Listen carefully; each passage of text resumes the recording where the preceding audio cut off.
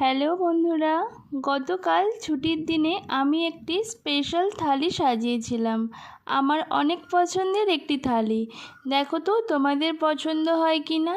সবার প্রথমে আমি এখানে নিয়ে নিয়েছি 1 বাটি পরিমাণ মিক্সড ফ্রাইড রাইস, আর তার সাথে নিচ্ছি ঝাল ঝাল আলু দিয়ে চিকেন কষার রেসিপি।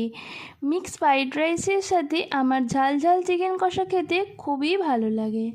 এর সাথে নিলাম 1 বাটি আমের চাটনি, আর তার সাথে এই গরমের দিনে মন প্রাণ ঠান্ডা করা 1 বাটি মিষ্টি দই, আর সবশেষে মিষ্টিমুখ করার জন্য একটি বরফি সন্দেশ আর 1 গ্লাস জল তো আছেই। এটি আমার অনেক পছন্দের একটি থালি। আপনারাও কারা কারা মিক্সড ফ্রাইড রাইসের সাথে এরকম ঝাল ঝাল আলু দিয়ে চিকেন কষা খেতে ভালোবাসো, অবশ্যই কমেন্টে জানিও। যদি ভালো লেগে থাকে একটা লাইক করে দিও।